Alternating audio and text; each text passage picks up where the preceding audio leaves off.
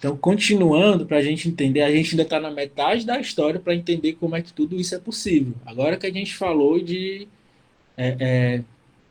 alguns deles, ainda falta metade do caminho dessa regulação para a gente entender como tudo isso é possível.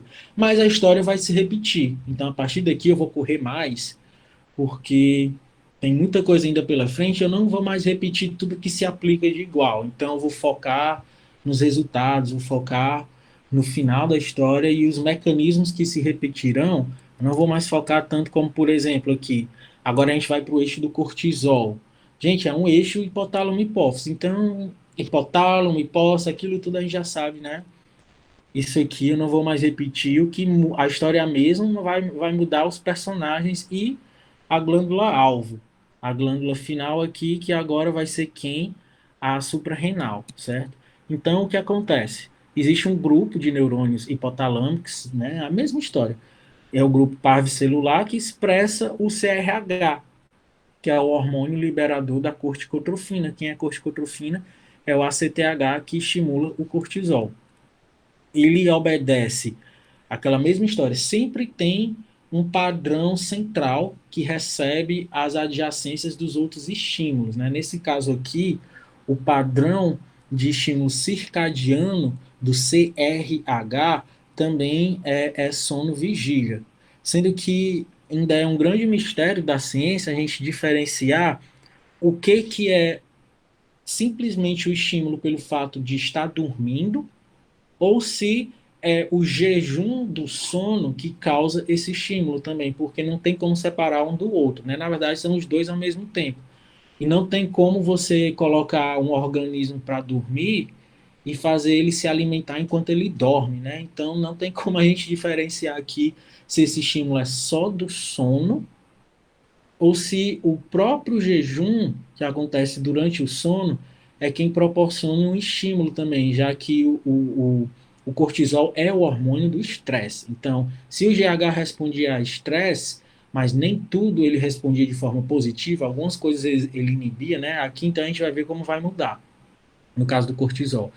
Mas fazendo um traçado de médias, de picos, né, de concentração de cortisol ao longo do dia, a gente pode perceber que realmente durante o sono você tem uma progressão. E é justamente essa progressão, esse aumento contínuo, é diferente do GH, né? O GH era aqueles picos, era aquele sobe e desce, sobe e desce, sobe e desce. Aqui não, aqui você tem vai aumentando, vai aumentando, vai aumentando. O que é que isso nos sugere, gente? Que é bem mais uma resposta proporcional à glicemia, a não é a glicemia que está estimulando isso aqui. Na verdade, é a manutenção da glicemia que está sendo causada por essa concentração que vai subindo, vai subindo, vai subindo, porque você está em jejum durante o sono, né?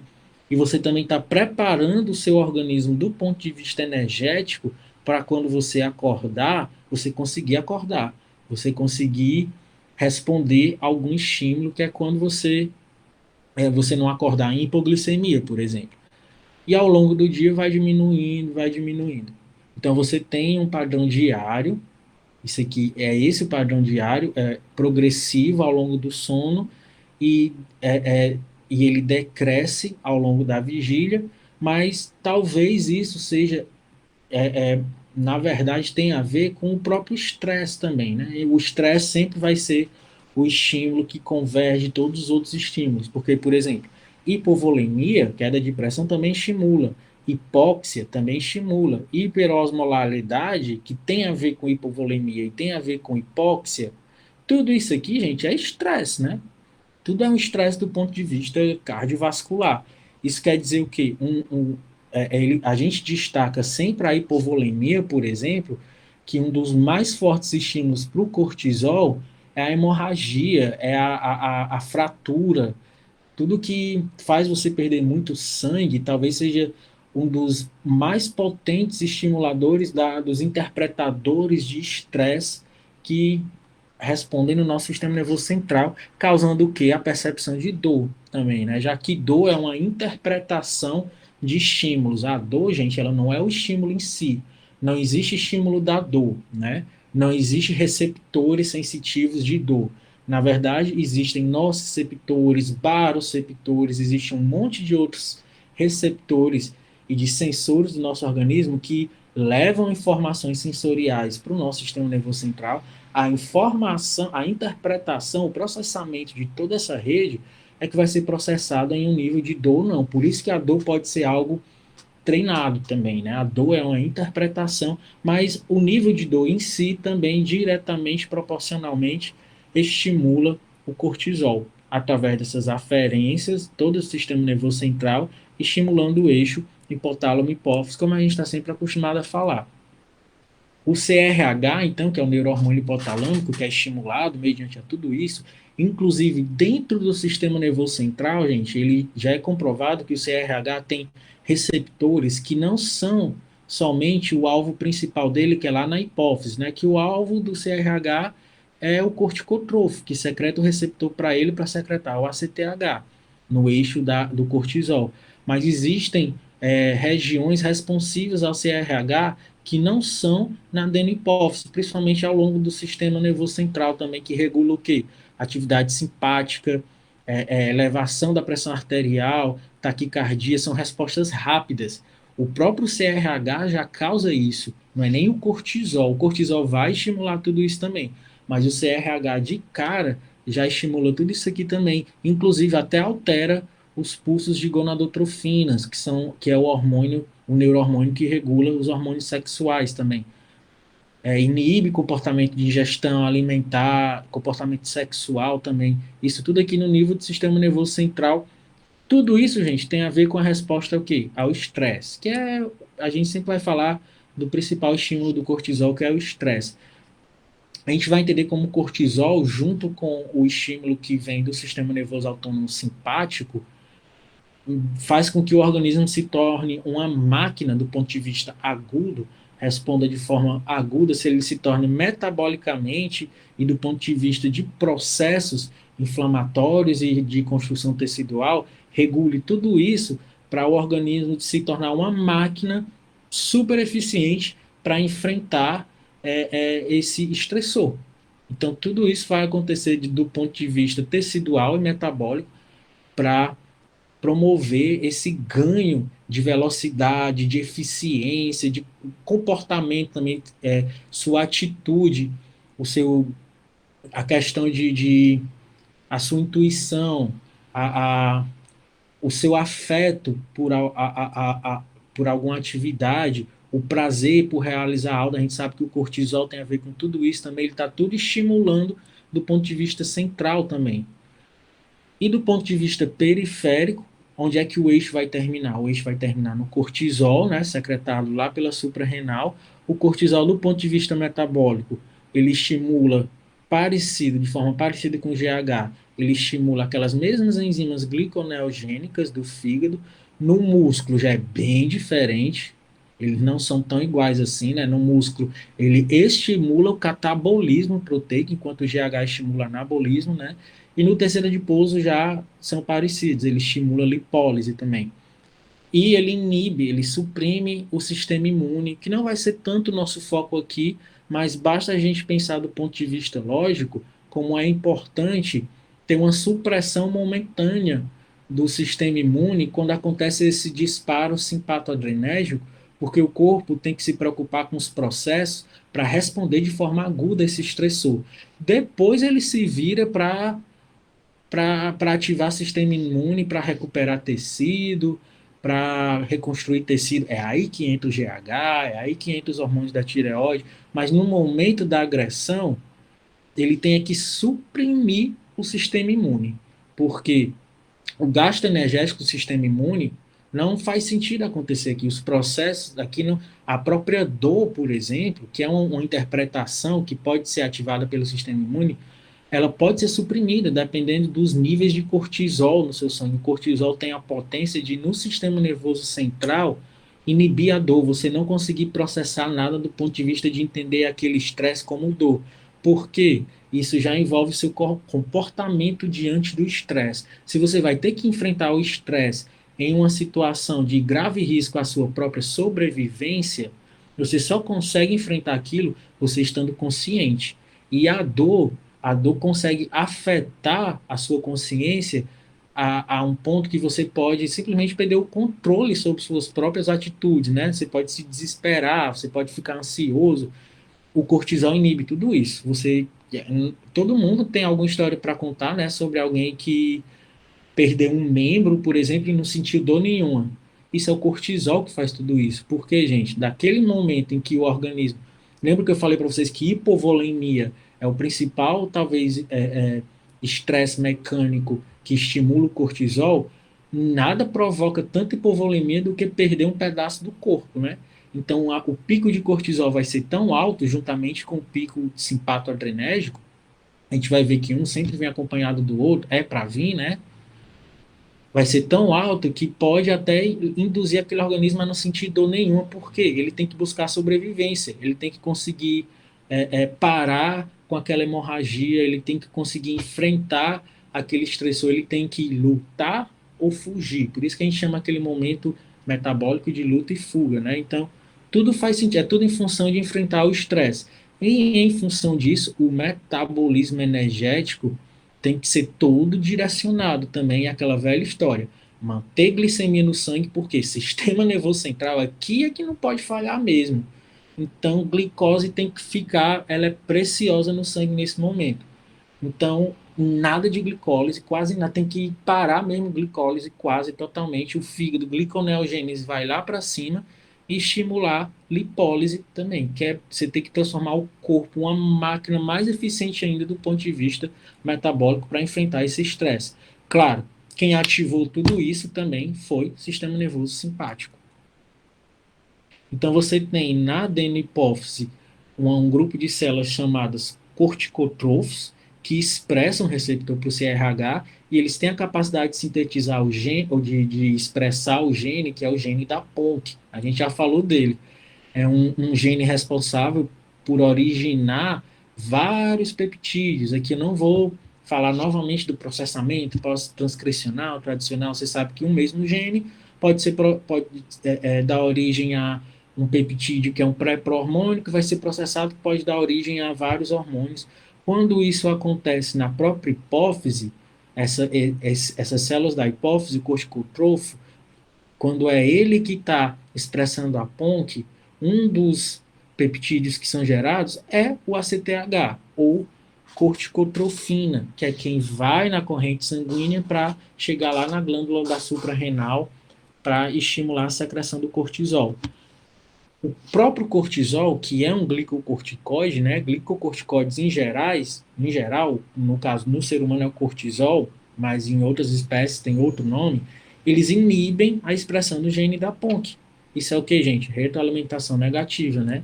Eles também diminuem a probabilidade de disparos de potencial de ação aqui em todos os neurônios que se comunicam com o neurônio que secreta o CRH. Aqui eu estou correndo, mas é porque essa parte da história a gente já está ficando bem repetitivo, né?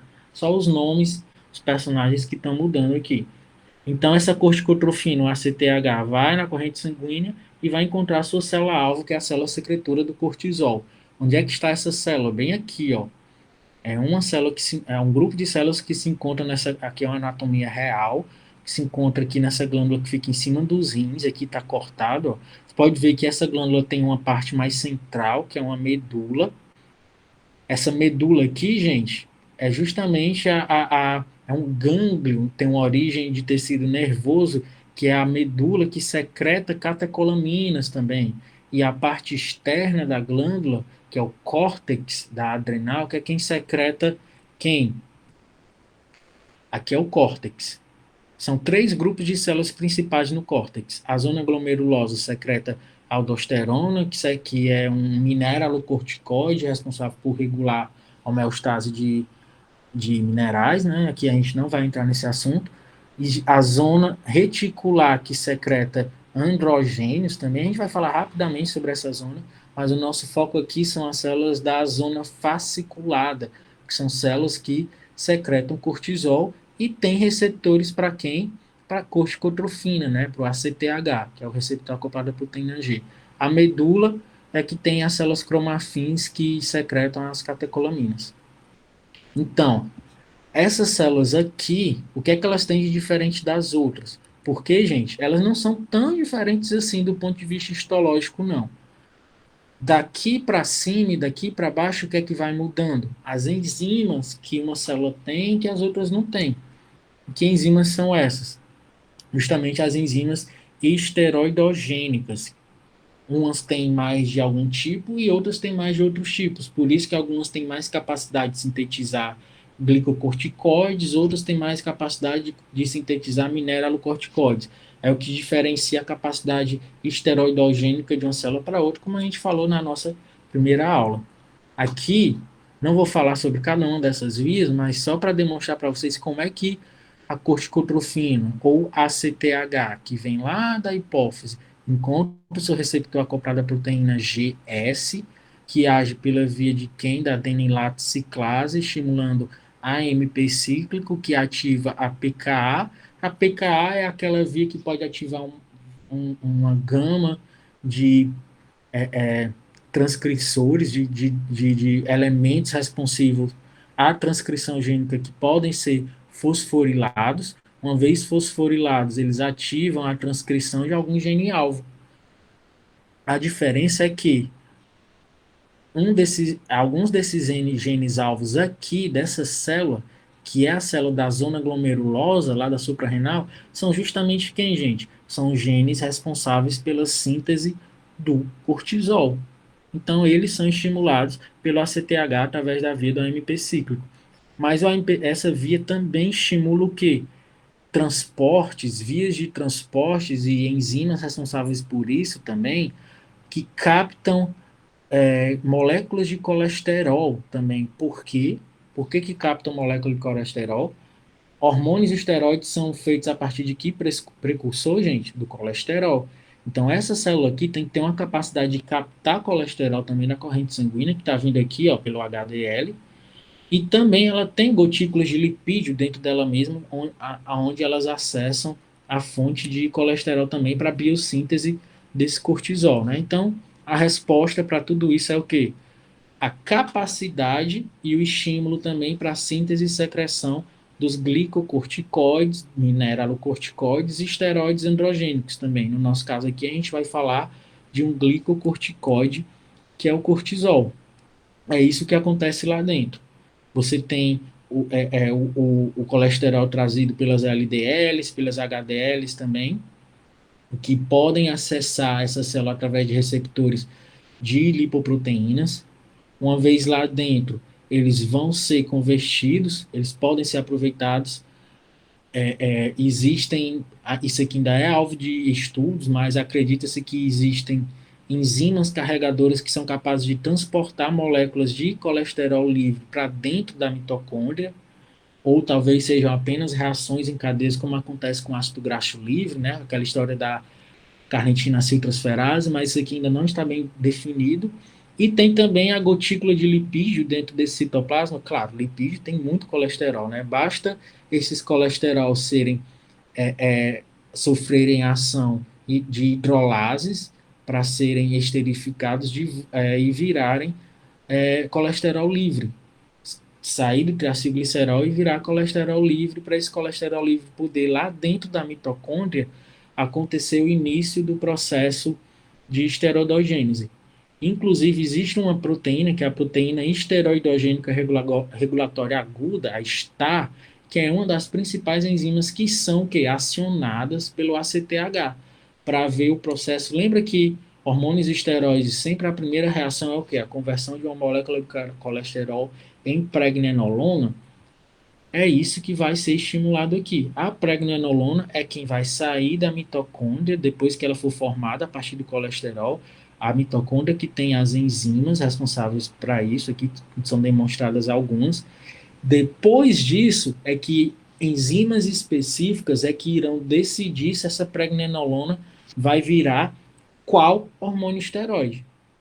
No caso do colesterol, existem enzimas específicas que são responsáveis pelas vias esteroidogênicas que culminarão na síntese do colesterol. Não vou falar o nome de enzima por enzima, né? Isso aqui é impossível, só quem realmente está decidido a decorar os nomes das enzimas que decora, mas aqui a gente tem três possíveis vias. Cada uma dessas vias corresponde a uma dessas zonas do córtex da adrenal. O córtex da zona fasciculada é quem tem a predominância dessas enzimas aqui, que são as enzimas que vão convertendo a pregnenolona em outras moléculas intermediárias que culminarão ou no cortisol ou na cortisona. A cortisona pode ser convertida em cortisol e vice-versa. É uma espécie de regulação, não no nível da síntese, mas no nível de uma conversão reversível, né? Cortisol pode ser convertido em cortisona e cortisona pode ser convertida em cortisol. Por que que isso é importante também? Quando houver um estímulo que você precisa aumentar rapidamente os níveis de cortisol, antes de você sintetizar o próprio cortisol, né, o que é que essa célula já é capaz de fazer? Já tem uma enzima aqui que pode ser estimulada que vai rapidamente converter cortisona em cortisol. Basta você ter o estímulo para isso. Quando o estímulo continua, aí é que toda cortisona vai sendo convertida em cortisol e mais cortisol vai sendo sintetizado por essas vias aqui.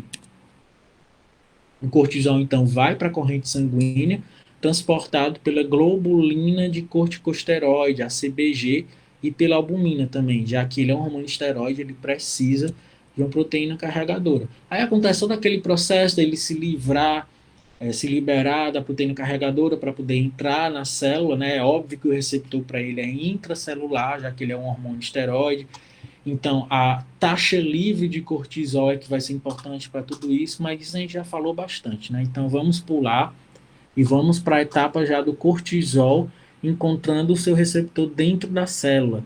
Diferente do T3, o receptor do cortisol é um receptor citoplasmático. Apesar da ação dele ser nuclear, o receptor não está lá no núcleo, o receptor está no citoplasma, é o que a gente chama de receptor de glicocorticoides. Uma vez o cortisol se ligando para ele, ele está inativo, né? O cortisol se ligando, ele se livra dos seus inativadores. Uma vez ativo, é ativado todo um sistema de translocação do complexo cortisol mais o receptor, os dois são translocados para dentro do núcleo, e lá no núcleo existem os genes alvos, que são justamente todos os genes que são regulados pelo cortisol, que têm regiões que são regiões de ligação aos promotores basais de genes regulados pelo cortisol. Regiões que a gente chama de onde se encontram os elementos responsivos a glicocorticoides. Sempre que vocês virem esse GRE, nessa sequência aqui do gene, haverá o elemento responsivo aos glicocorticoides. É onde se liga o cortisol junto com o seu receptor, ativando esse gene. Uma vez que esse gene é ativada a transcrição gênica de uma proteína específica. Para isso também são recrutadas outras proteínas coativadoras também. A resposta é o quê? Resposta de síntese proteica. Quem são essas proteínas? Geralmente, gente, são enzimas e transportadores responsáveis por todos os processos envolvidos na resposta do cortisol.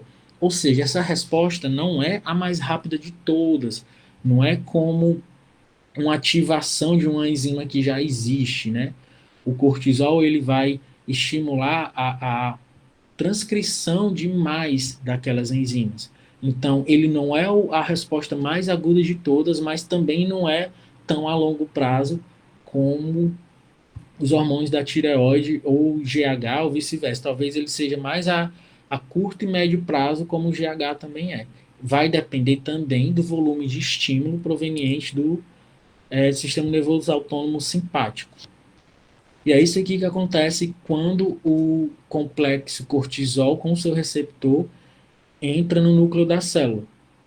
Ele, ele primeiro ele sofre uma ativação citoplasmática. Quando o que é ativação citoplasmática, gente? É o hormônio se ligar ao seu receptor, né? Ele ativar significa o quê? O que é que a reação do hormônio se ligando ao seu receptor causa? Primeiro, ele libera o complexo repressor, que é esse conjunto de proteínas aqui que está reprimindo, está estabilizando o receptor lá.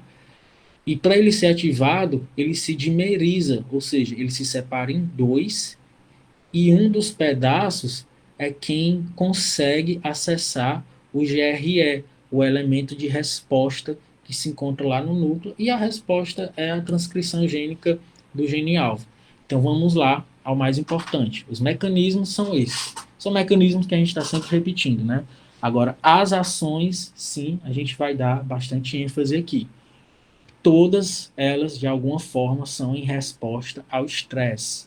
Então vamos lá às ações metabólicas. Regular a glicose sanguínea, você já sabe o que é que faz com a glicose sanguínea, né? Mantém ela lá, preserva, porque nesse momento de risco de vida, de estresse, é necessário manter aquela glicemia estável, principalmente se isso acontecer no momento interdigestivo, em que você já está dependendo da glicemia de jejum, para todos os processos que dependem da glicose, principalmente no sistema nervoso central, sempre a preservação da funcionalidade do sistema nervoso central, e também você intensifica, você otimiza a função de quem? Dos receptores adrenérgicos, já que vários desses processos serão coordenados por quem? Pelo sistema nervoso simpático. Então você tem que aumentar a sensibilidade, você tem que sensibilizar mais e otimizar a função dos receptores adrenérgicos. A consequência disso vai ser o quê? Você vai ter uma resposta de mobilização energética em função de manter glicemia, que seja adequada ao que, gente? Como a gente está sempre falando, ó, que sejam adequadas a ações conscientes e deliberadas. Não pode ter hipoglicemia pronunciada aqui ao ponto de prejudicar isso. Você está enfrentando um estresse, é sua sobrevivência. Então, tudo tem que ser muito bem coordenado, movimento, contração muscular, tomada de atitude, até a sua vontade de lutar também, não é à toa que não é à toa que o cortisol ele também tem essa capacidade de estimular o seu comportamento, lhe induzindo a até certo ponto ter prazer em fazer aquilo, né? Estimular até do ponto de vista emocional, te motivar mais aquilo, porque quanto mais motivado você estiver, mais capaz você é de responder ao estímulo de enfrentar esse estresse também. Ele também essa resposta também envolve a energia para a resposta inflamatória imune ao estresse também, mas do ponto de vista de não deixar essa energia para a resposta inflamatória e de resposta imune a esse estresse sobrepujar a necessidade energética metabólica dos processos de contração muscular e não prejudicar a própria glicemia nesse momento, né? Então, o que é que o cortisol também faz? Ele protege contra danos gerados por uma inflamação desregulada. É por isso que o cortisol tem um famoso efeito imunossupressor. E eu já expliquei no início desse conteúdo aqui agora por que ele tem isso, por que faz sentido você ter esse efeito imunossupressor, porque depois, quando os níveis de cortisol baixarem, significa o quê? Que está havendo a interpretação central de que o estressor foi vencido ou está passando, então a partir daí o corpo pode gastar energia com processos para cicatrização, com processos que respondem a essa inflamação. Nesse momento aqui, não. Nesse momento, deixa para lá. O que ele tem que fazer é permitir com que não haja uma hemorragia desregulada. Então, ele contrai vaso, ele aumenta a frequência cardíaca para oxigenar mais os tecidos periféricos. Então, tem todo um aparato do ponto de vista metabólico que vai acontecer aqui. Depois se preocupa com a resposta imunológica. No fígado, o que é que vai ser estimulado? Um aumento. Como é que acontece esse aumento? A gente acabou de ver, né, da expressão, ó, expressão gênica da fosfoenol, daquela PepsiK, que a gente sempre fala como uma das principais vias da fosfoenol carboxiquinase, a PepsiK, que é uma das principais vias reguladoras de quem? Gliconeogênese, mas também não só ela, a frutose bifosfatase e a glicose 6-fosfatase, as três enzimas chaves da gliconeogênese, todas as três são estimuladas pelo cortisol. Para quê, gente? Para não deixar a glicemia cair nesse momento, né? Para que? Em função do sistema nervoso central não falhar.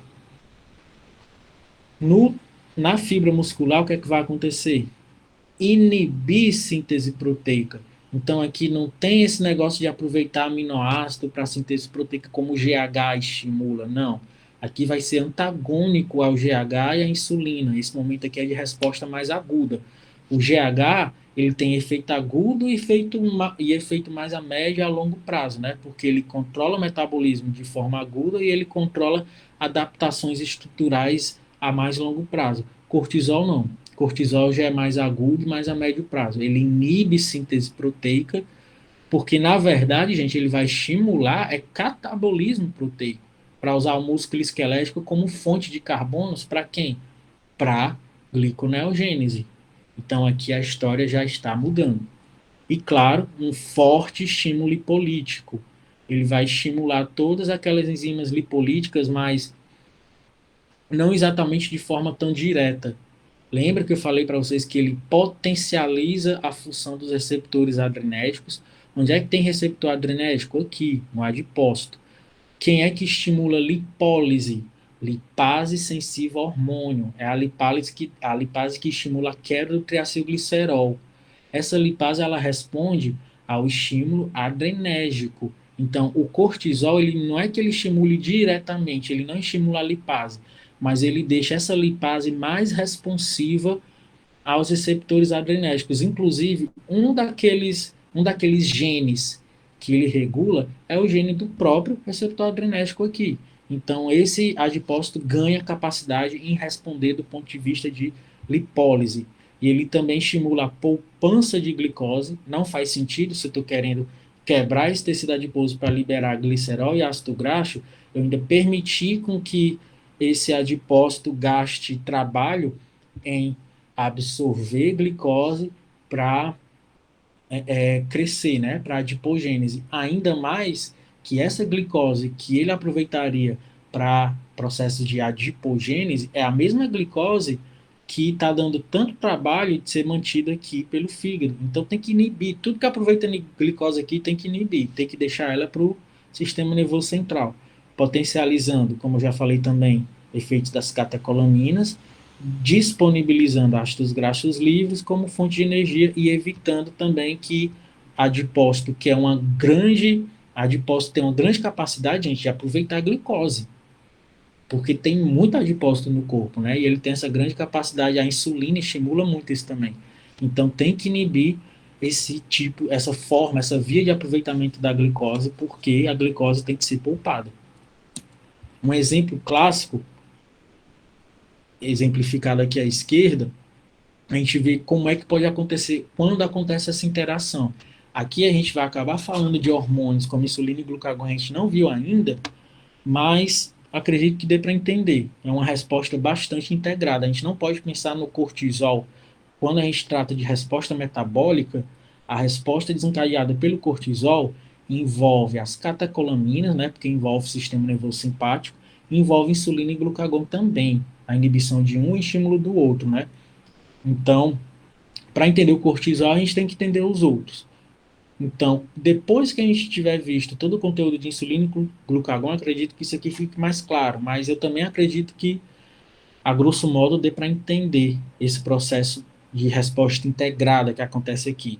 Qual é o exemplo? Ó, por exemplo, aqui, um estresse durante o período interdigestivo. Por que é importante destacar que este é o período interdigestivo? Porque já se entende que a glicose disponível naquele sangue já é mais proveniente o quê? Eu já estou falando de uma glicemia de jejum, é o período interdigestivo. Não é uma glicose que imediatamente está vindo mais da alimentação. Eu não estou no período absortivo, eu já estou no período de jejum. Tanto que aqui ele destaca ó, que a relação insulina-glucagon está diminuída. Então significa que é o glucagon que já está agindo mais. Então você já tem uma tendência a estimular mais gliconeogênese, isso já está tudo pronto lá. E nesse momento, o que é que acontece? Imagine que nesse momento, uma pessoa de idade avançada, ou seja, já é fragilizada, né, já tem a tendência de fraturas e tudo mais, avança, desculpa, de idade avançada, escorrega sobre o gelo e desloca o quadril. Aqui tem vários itens, tem processo inflamatório, tem formação de edema, pode haver hemorragia, pode haver sangramento, é um caos do ponto de vista de estresse, né? Então, vai haver aqui um disparo adrenérgico muito alto, o organismo vai interpretar aquilo como um momento, um estímulo de luta e fuga, através desse disparo adrenérgico. Aí vai ter que voltar tudo de novo aqui.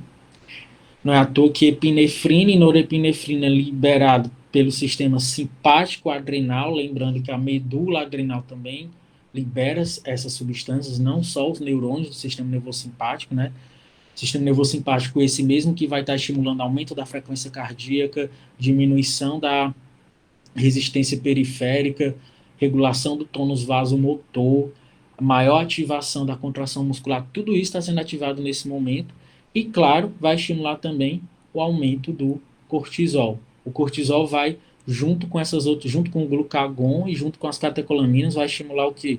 No fígado, glicogenólise, ou seja, aproveita o estoque de glicogênio, essa é a hora, ele existe aqui para isso, e estimule gliconeogênese também.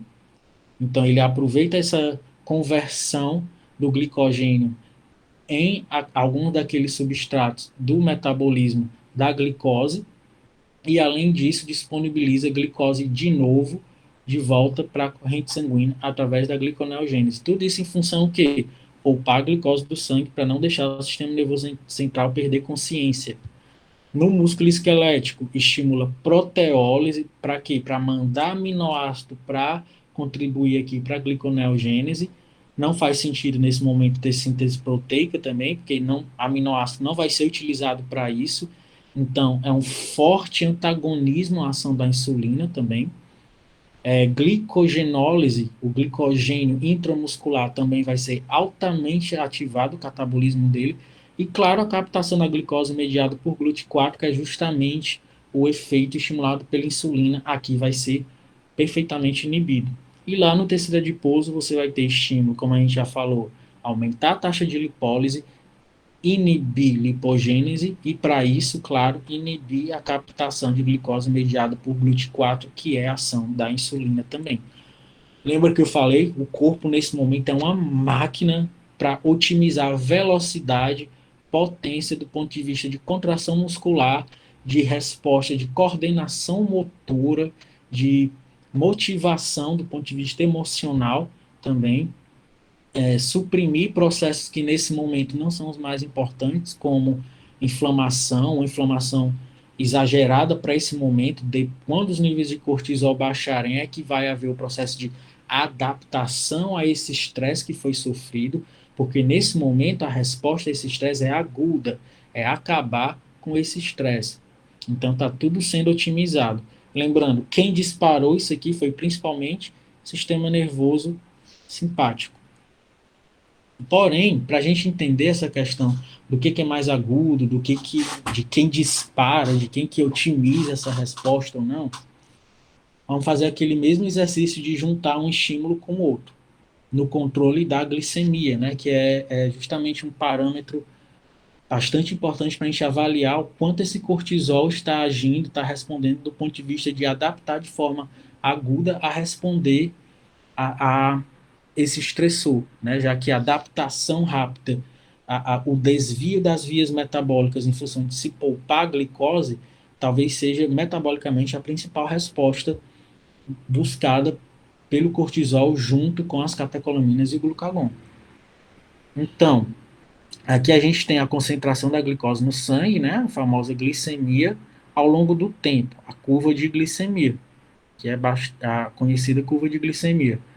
O cortisol, o que é que ele estimula? Ao longo do tempo, gente, o que acontece com a glicemia em função do estímulo só do cortisol, só o cortisol isolado, ok? Ele estimula um aumento, um sutil aumento da glicemia, né? Então, a capacidade gliconeogênica dele, já que essa glicemia aqui não está sendo proveniente da alimentação, aqui nesse experimento não está entrando, não está sendo dada glicose, né? É tudo a glicemia estável, a gente só deixa a glicemia sem ter nenhum estímulo de nenhum nutriente, simplesmente vendo o que acontece com essa glicemia em resposta à injeção de alguns desses agonistas aqui. Então, frente ao estímulo do cortisol, a glicemia aumenta muito pouco. Aí como é que pode? Você acabou de dizer para a gente que o estímulo do cortisol é hiperglicemiante, né? Em função de se manter essa glicemia. Acontece que no momento em que o cortisol vai intensificar mais ainda isso, ele não pode estar agindo sozinho. Ele é permissivo à ação principalmente das catecolaminas e do glucagon. Então a gente tem que ver essa visão integrada dessas substâncias. Se a gente vê outros neurohormônios e hormônios que têm essa mesma função hiperglicemiante, essa mesma ação, na verdade, hiperglicemiante, o glucagon já tem uma capacidade de estimular maior, inicial, né, mas também não se mantém. A adrenalina já tem uma capacidade de estimular isso aqui. Daqui você já imagina por que que a adrenalina já tem uma capacidade maior de aumentar essa curva glicêmica. Porque, gente, é ela primeiro que quebra, que estimula a lipase sensível ao hormônio, que quebra triacilglicerol, que libera glicerol para a gliconeogênese também. Ela estimula as enzimas gliconeogênicas também. Ela também estimula o catabolismo proteico. Então, ela, de forma mais aguda, ela consegue estimular mais vias ao mesmo tempo. Ela é uma estimuladora mais direta que os outros.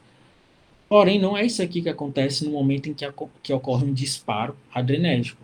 Quando acontece um disparo adrenérgico, se for no período interdigestivo, o glucagon já vai estar agindo por sua conta, porque o próprio período interdigestivo, sem haver um estímulo simpatoadrenérgico, já está havendo, já estimula o próprio glucagon a agir mais para manter aquela glicemia de jejum. Quando acontece um disparo simpatoadrenérgico, se eu juntar o glucagon sozinho com a adrenalina, aí já tem, ó, já potencializa esse efeito de manutenção da glicemia, na verdade, de aumento da glicemia. E o que acontece de fato nesse quadro metabólico que a gente está estabelecendo são os três juntos. Então a gente vai estar sempre falando, quando se trata de disparo simpatoadrenérgico, essa regulação aguda do metabolismo, é o que? Um glucagon que já vai estar agindo naquele momento, que é um momento interdigestivo, então já é o glucagon que está predominando. O cortisol já vai estar respondendo ao estímulo estressor e a adrenalina já proveniente do disparo simpatoadrenérgico para estabelecer esse estímulo de luta e fuga. Olha o que é que acontece com a glicemia, gente. Por isso que eu costumo dizer que uma glicemia de jejum pós-exercício, pode ter certeza que ela, se esse exercício for feito em jejum, né, não, eu não estou contando com glicose naquele sangue proveniente mais de alimento, é a glicemia de jejum mesmo, após esse estímulo aqui, que é um estímulo simpático, exercício causa um estímulo simpático. O exercício, ele estimula o seu organismo a interpretar o esforço de contração muscular contra uma resistência ou para atingir uma determinada velocidade, uma intensidade de esforço, aquilo é um estresse imposto ao seu organismo que ele entende que ele tem que vencer. Porque do ponto de vista atitudinal, do ponto de vista consciente, você está se impondo a vencer aquele estresse, né? Então os níveis de cortisol sobem, acontece um disparo simpatoadrenérgico, até esse disparo que regula a própria coordenação do sistema motor junto com os motoneurônios também. Então, os três juntos potencializam bastante o que? Gliconeogênese. Então, o cortisol talvez seja o mais potente hormônio permissivo para quem? Para glucagon e para adrenalina, estimulando lipólise e gliconeogênese e ainda, e esqueci até de comentar, glicogenólise, né? A quebra do glicogênio intramuscular e do glicogênio hepático também, que está entrando nessa história aqui, que vai ser mais potencializado ainda à medida que junto com o glucagon e a adrenalina você tem o cortisol também. Aí eu pergunto para vocês, essa é a resposta aguda? O que é mais ou menos agudo? Na verdade, isso aqui vai variar. Por exemplo, o cortisol sozinho não necessariamente vai ser uma resposta aguda. Ele pode estar tratando de outros eventos. Inclusive, níveis elevados de cortisol podem acontecer, independentemente de haver uma necessidade de resposta aguda ou não. Quem vai decidir, gente, de fato, se a resposta vai ser aguda ou não, é o disparo simpatodinérgico, é o sistema nervoso simpático, que é quem potencializa tudo. E destacando outros efeitos do cortisol também, que tem a ver com o que a gente está falando, não deixa de ter a ver, é tudo em função de preparar essa resposta quando houver o disparo simpatodinérgico. Ele tem ações cardiovasculares também, que aumenta a atividade das catecolaminas, a gente já falou a respeito disso, contribuindo para aumentar débito cardíaco, para manter pressão sanguínea, regulando frequência cardíaca também. Ele estimula a síntese da própria eritropoetina também, aumentando a produção de célula vermelha, porque, gente, aporte de suprimento de oxigênio nesse momento é muito importante também. Inclusive, a falta de cortisol pode causar anemia. Claro, aqui já não é mais um efeito agudo, né? É algo menos agudo que ele também regula. Ações anti-inflamatórias e imunossupressores, a gente já falou a respeito. Basicamente, resumindo, ele inibe talvez seja a enzima inicial de todo o processo que ativa reconstrução e cicatrização e processo pró-inflamatório, que é a fosfolipase A2. Ela é fortemente estimulada, inibida, aliás, pelo cortisol. Não é à toa que níveis anormais de cortisol mantidos anormalmente altos, mesmo sem haver a necessidade dessa resposta ao estresse, tem uma capacidade de supressão da imunidade. E quando você precisa fazer algum uso fármaco imunossupressor, muitos deles são à base de corticoides também, né? A gente faz uso comum, eles são bastante prescritos.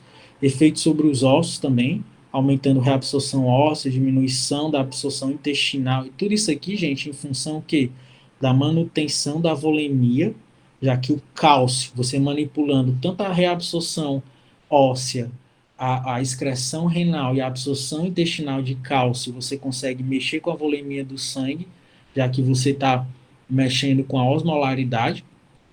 Então, aonde o cálcio vai, aonde o sódio vai, a água vai atrás, né, para a manutenção da volemia.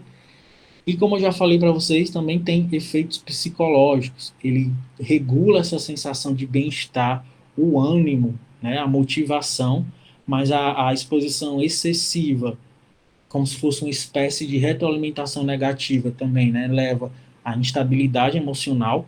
Não é à toa que níveis altos de cortisol também são associados à depressão, psicose, síndromes do pânico, que podem ocorrer tanto com níveis excessivos de cortisol como deficientes também, e aumenta a tendência à insônia, diminui as fases profundas do sono. Não é o nosso foco, mas a gente sabe que isso aqui acontece.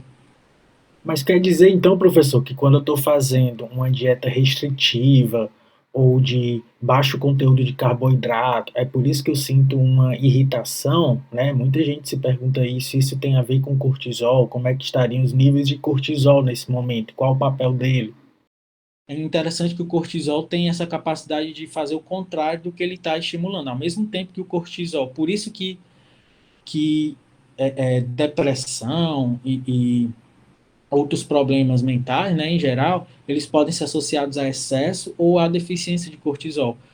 Porque ao mesmo tempo que o cortisol tenta avisar para o seu corpo, através causando essa irritação, esse mau humor, de que você precisa se alimentar, é até um estímulo maior que a própria fome, já passou do estímulo da fome, né? Você já fica letárgico mesmo.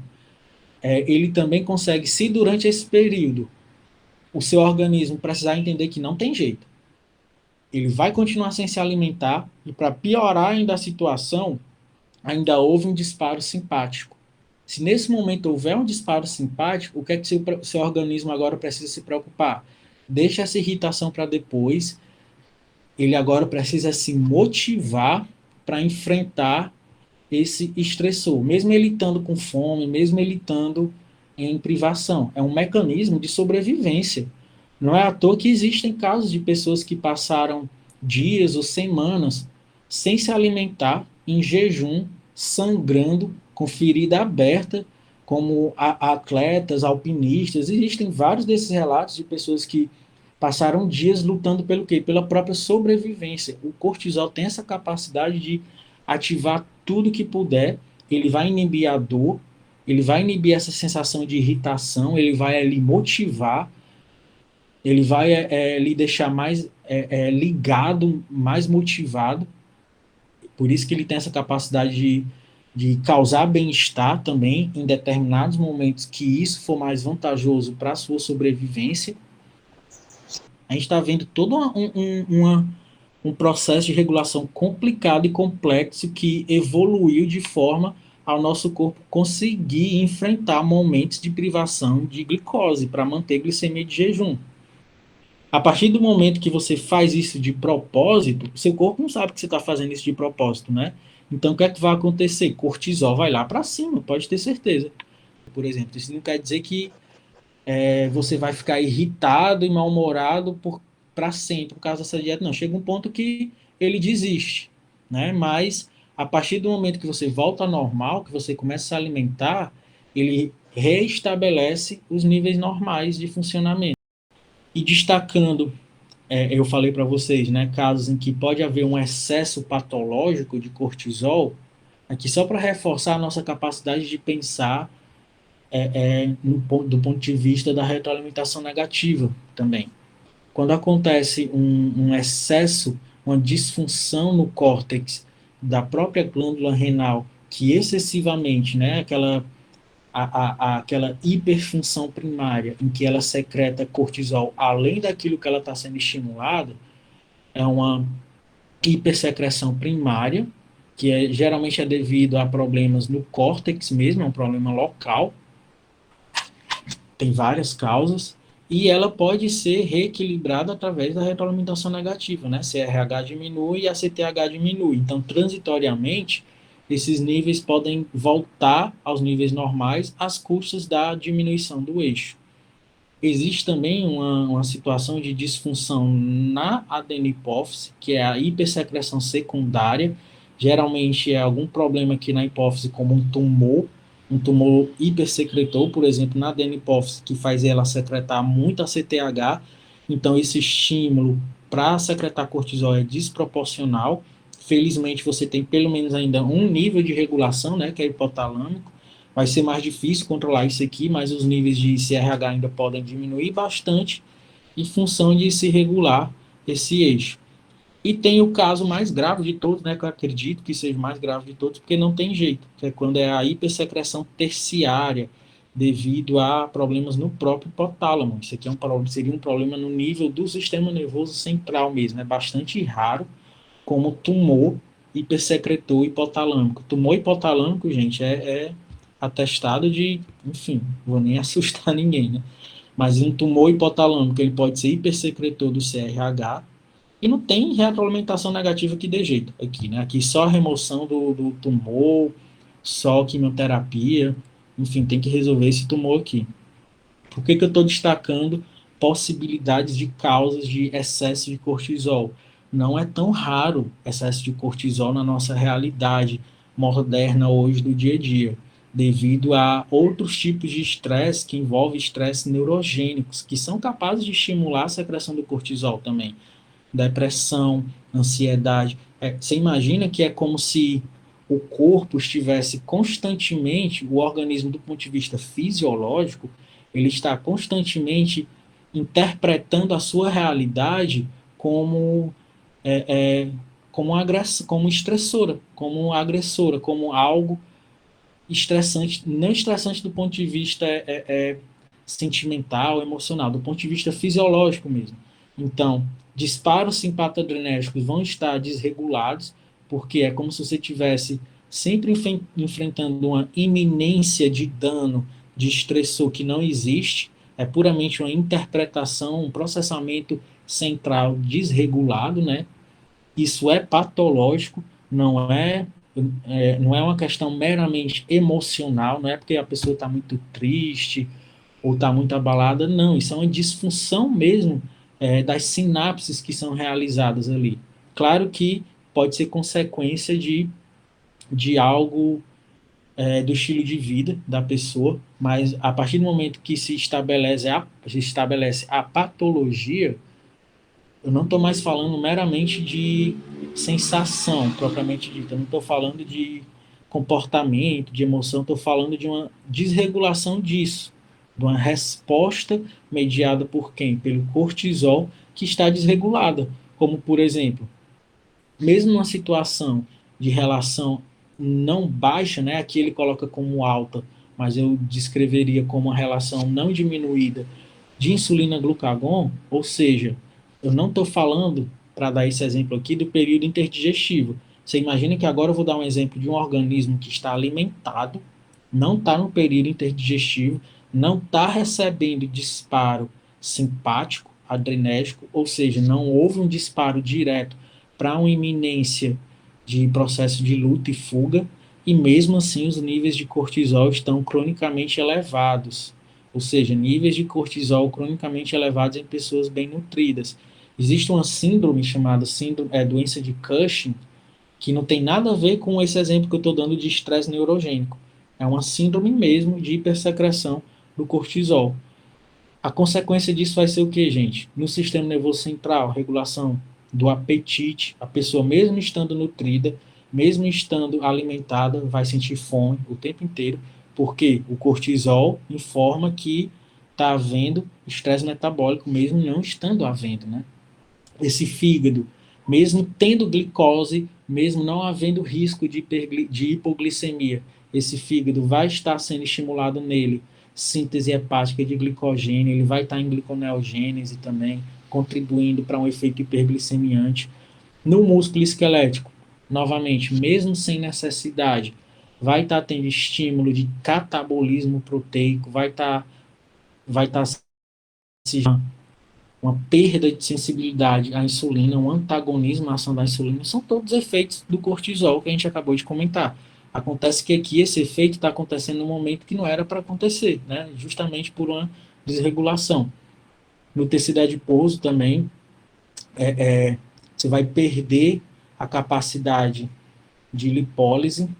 Por quê, gente? Porque essa perda da capacidade de lipólise, se eu acabei de falar para vocês que o cortisol estimula, mas ele estimula através do sistema nervoso simpático, que é quem estimula a lipase sensível ao hormônio. Se aqui não está tendo disparo simpático, é o nível de cortisol que está aumentado de forma desregulada, você não vai ter aumento da lipólise. Então, você vai acumular, você vai aumentar a síntese de triglicerídeos, até porque você está tendo um efeito hiperglicemiante. Você vai aumentar a diferenciação de pré-adipócitos em adipócitos também. A síndrome de Cushing, a doença de Cushing, que tem uma causa genética mesmo, não é esse exemplo que eu estou dando de estresse neurogênico, apesar dos tipos de estresse neurogênicos terem uma fisiopatologia bem parecida com isso aqui, variando, né, de uma pessoa para outra, a síndrome de Cushing é bem característica por esses efeitos que a gente percebe as bochechas avermelhadas. O que significa essa bochecha avermelhada e as estrias vermelhas no corpo também significa uma imunidade desregulada.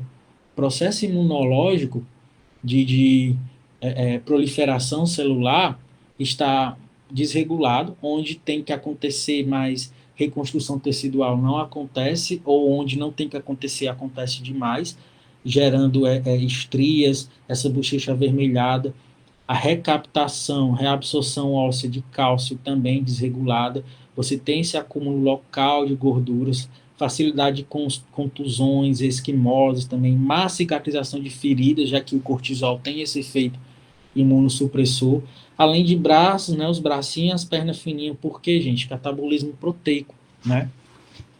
Do ponto de vista metabólico, é importante a gente entender o que é que tem que ser avaliado, o que é que tem que ser adaptado, tanto para profissionais da nutrição como da educação física, para uma pessoa que tenha essa doença, né, doença de Cushing, que pode ser ajudado nesse tratamento. E, por fim, existe também as insuficiências, cortisol de menos. Aqui, para a gente novamente exercitar nessa nossa capacidade de interpretar do ponto de vista da retroalimentação negativa, uma insuficiência adrenal primária, é óbvio que ela pode ser regulada via retroalimentação negativa, aumentando os níveis de CRH e ACTH, para compensar essa insuficiência que o córtex da adrenal tem em sintetizar cortisol. A consequência disso, gente, vai ser o quê? Níveis constantes de ACTH altos. Isso pode trazer um efeito colateral, que é o quê? Deficiências hereditárias de algumas enzimas necessárias, enzimas esteroidogênicas, necessárias para a síntese dos esteroides suprarrenais, como síntese do cortisol, como, por exemplo, não sei se vocês já ouviram falar da doença de Addison, ela faz com que a glândula da adrenal perca essa capacidade de sintetizar cortisol. Não é que ela não sintetize cortisol nenhum, ela não consegue responder proporcionalmente ao estímulo de ACTH que ela está recebendo. Então, via retroalimentação negativa, os níveis de ACTH e CRH vão estar altos. E o que é que acontece? A glândula da adrenal, ela não secreta só cortisol, ela secreta inclusive androgênios também. Então, ela vai estar recebendo muito estímulo do ACTH devido à retroalimentação negativa. O cortisol não vai aumentar proporcionalmente, esse estímulo pode morrer de aumentar, que esse cortisol vai aumentar muito pouco, e esse estímulo vai para algum lugar. Quem é que começa a responder ao estímulo da CTH? As outras células do córtex da suprarrenal que são responsáveis por secretar outros hormônios, como, por exemplo, a secreção de androgênios, já que o córtex da adrenal também secreta androgênios.